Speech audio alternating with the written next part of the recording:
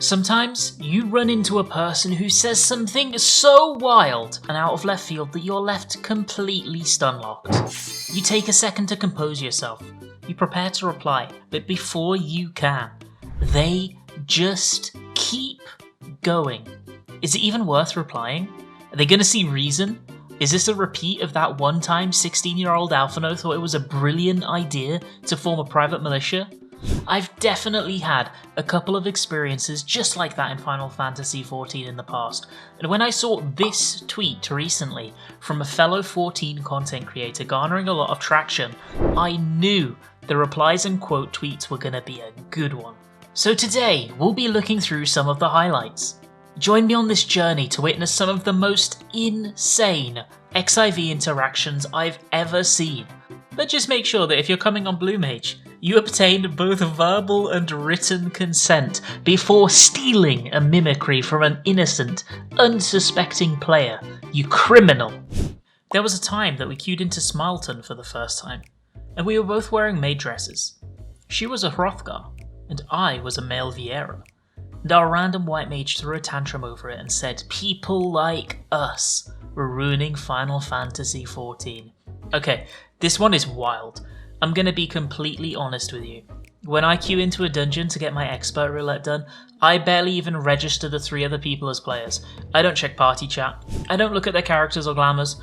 I'm usually just zoned out, enjoying doing my rotation while listening to a YouTube video, podcast, or a stream.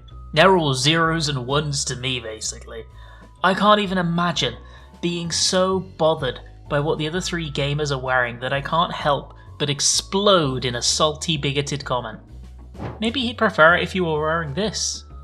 As a healer main, this next one killed me. Tank said, "Could you stop healing the ads?" The healer questions them, obviously confused. Me too, buddy. They follow it up with, "Your bubble. It heals the ads." Now the alarm bells are ringing. Obviously it doesn't, it never has, and it never will. Asylum and other ground-placed heals affect player and party only, but that's okay. Surely the tank is just confused. Surely you just kindly tell them that no, that's not the case, it's my spell and it heals you, not the gobu punching you. And then, in response, the tank hits them with a swift. Yes it does. Read your skills, idiot. Well, he sure got us. Make sure not to heal the enemies with your AoE heals, gamers. Learn from Mr. Tank. This next one was insane, but in the best way possible. These Warriors of Light ran into a Rogadun named Mrs. Doubtfire. Warrior by profession, of course. Resplendent in a salmon-coloured Christmas attire, this cosplayer didn't do things by half measure either. Look at these macros tied to their cooldowns. I think I'm losing my mind. They really do give the late great Robin Williams a run for his money. Sometimes life just gets on top of you. Maybe you've been on an intense gold saucer bender for the last 3 days straight, and having used all your MGP, you've resorted to death rolls and Limsa in an attempt to feel something. And then, as your last gil vanishes, you reach out for help to the only person you know will have your back. Hey Mentor, this is an embarrassing question, but I was wondering if you have any extra gills sitting around. I've been down on my luck recently. I asked my FC, but nobody replied. I need 242 gil to teleport to my next quest. That's rough. This really is rock bottom. If you're on EU, I'll give you 242 gil so you can teleport to your next quest. Just please, don't spend it in the Zodiac brothels. I'm begging you. The people in this post found a whole new method of crowd controlling dungeon bosses. Every now and then you have a sobering moment that makes you remember that foot fetishists are walking among us, and one could be looking at you in this very moment. Imagine you're sat in Alliance Raid, waiting for the ready check to hit close enough to 24 out of 24 that you don't feel too guilty ninja pulling when somebody hits chat with this. So, anyone else sad they trapped her feet?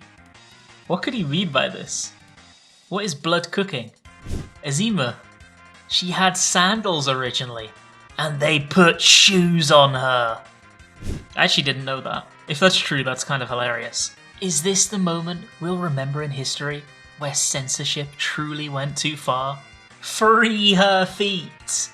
This next one really left me stunned for a few seconds. I've never had an interaction like this at all, personally. They say that some naked here, well, I suppose whether she's naked or not depends on whether you consider boots to be a complete outfit or not, just showed up in their apartment, asking if they wanted to ERP. Usually you gotta go to Party Finder for rape progression, but here it just showed up in their doorstep. They smile, wave, and hit him with a simple sentence. Do you have a bed? Wanna share it with me? I'll take my boots off, I promise. And of course, the only appropriate response was to nervously hit them with the, I'm gay. They took it pretty well, wishing them a pleasant day and leaving. Is this a normal FF14 interaction? Am I just a hermit? I'm honestly a little mind blown at the sheer confidence it must take to strip your character down, walk into a stranger's house, and just flat out ask for ERP. Honestly, I kind of respect it. When I read this tweet, at first I didn't really believe it could be as funny as what they were saying. The tweet reads, I am so glad I could exist at a time that I could play FF14 and experience the moment I was taking photos with Fortunal, and a guy got mad at me about it because he is, and I quote, a married man. Then I opened the image attached, and oh boy, you do realise Fortunal is a married man. Not sure what's so interesting about constant G-pose pics with him right there. They really sent this to somebody randomly. Holy shit. This message was definitely, absolutely, 100% sent by Emiliance's burner account. I think I'm just going to read this one, without giving any additional context, honestly. I'm giving birth. Let's do this. Right now? Yeah. How far apart are your contractions? 2 minutes? Is it in stock? Yeah, home delivery. Got the midwife and everything. What? I'm sorry you're in labour and got Labyrinth of the Ancients. TY, love heart. It's called inducing. That's my wife. She's not lying. But we just started and feel bad for leaving. Name your baby after me. I'm a good healer. Seriously, guys. Stop asking. Start killing. For my wife's sake. We've called 911 and have a pool outside and we can make this work. Soul leaving the body. Kill them. Kill them faster. Yeah, our unborn baby's doing better than you all. See how much time you saved by starting the fight early? Someone could have a kid in all that time. Sometimes you get more than you bargained for if you delve into Final Fantasy XIV's role-playing scene. This player decided to check out an RP maid cafe. Sounds like a chill little time if you're into that kind of thing. You can order a slice of cake, get a moe kyun, you know, the usual. What you probably aren't expecting is to get a less than optional invite to the cafe's most exclusive service, which takes place in the nondescript bodily fluid room. I don't know if I'm ever going to be able to get this hellhole out of my head, honestly. Tank, please grab both ads. The frantic typing is a sure sign that this guy is slowly but surely perishing of a serious case of auto-attack. Instead of helping, or, you know, doing their job, the reply that comes in is, we would have, if you healed the paladin. Now that's bad, you can't be letting the tank die just like that, right? As a healer main, it's your job to... Oh, this interaction is the epitome of that when you're just a bard meme. I feel I resonate a little bit too much with all these healer posts. This conversation centers around a sprout telling somebody that Asuna is not needed.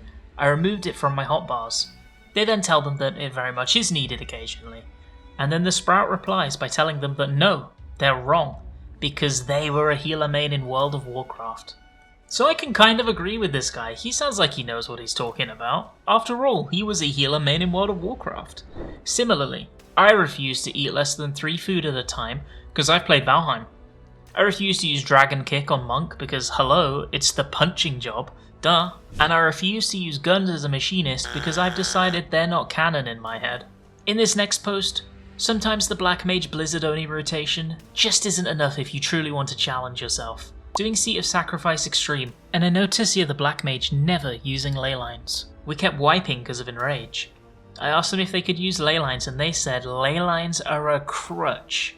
True Black Mages do not need them. They were kicked from the party.